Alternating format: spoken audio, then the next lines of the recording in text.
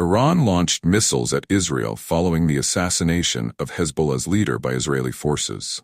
Israel also began a ground operation in Lebanon. The Israeli Defense Forces confirmed the missile attack and placed civilians in bomb shelters. Tensions are high in the Middle East as the U.S. vows to defend Israel if needed. This comes after Iran's promise to retaliate for the earlier killing of a Hamas leader. Israel's prime minister warned Iran that any attack would be met with force. Please like and subscribe. Sean Diddy Combs is now facing 120 new sexual assault allegations in a series of lawsuits. Attorney Tony Busby, representing the accusers, says the claims span over 20 years and involve violent assaults, drug-facilitated sex, and abuse of minors. Busby revealed that 62% of the accusers are African American, with 25 being minors at the time of the incidents. The lawsuits will be filed across various states, and the names of additional defendants are expected later. Diddy, who is also facing sex trafficking charges, denies all allegations.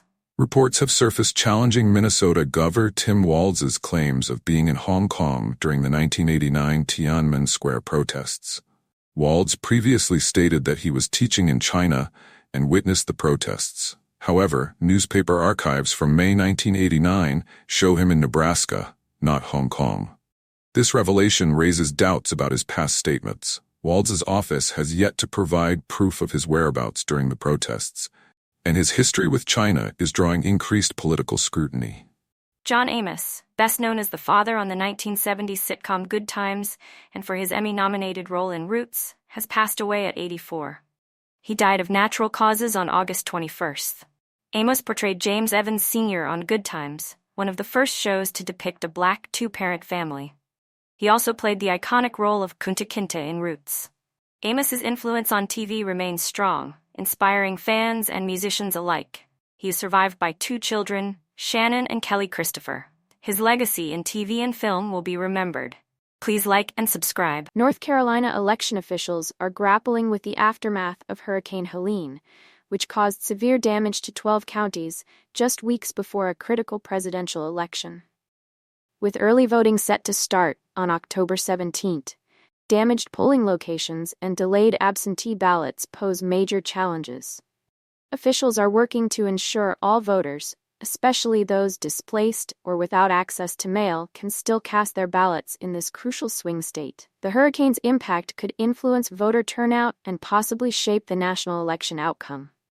Claudia Sheinbaum was sworn in as Mexico's first female president on Tuesday, marking a historic moment for the country. The 62-year-old scientist and politician received enthusiastic cheers from lawmakers who called her Presidenta for the first time in over 200 years. Sheinbaum inherits a country facing serious challenges, including high violence, economic struggles, and recovery from hurricanes.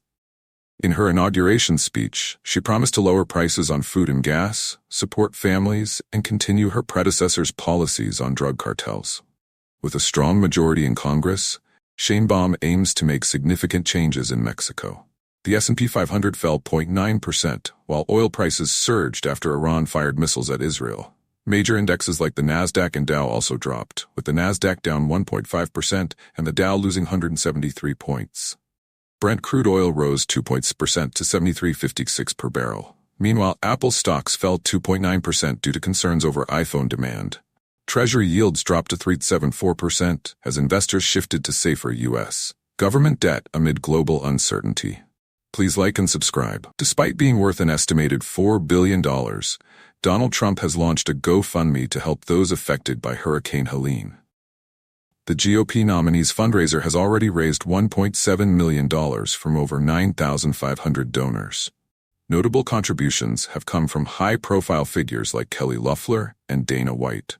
The money will go toward relief efforts through Samaritan's Purse, supplying food, water, and fuel to impacted areas. While Trump visited storm-ravaged Georgia, he criticized President Biden's response, sparking political tensions. Please like and subscribe. Tonight's vice presidential debate between Senator J.D. Vance and Governor Tim Walz is crucial with the 2024 race tightening. It's their first face-to-face, and with Trump refusing another debate with Harris, this could be the last big showdown before Election Day. Polls show Vance struggling with negative impressions, while Walz has a more favorable rating. Expect sharp exchanges on race, immigration, and differing visions of masculinity. Vance's performance could also influence whether Trump reconsiders another debate appearance.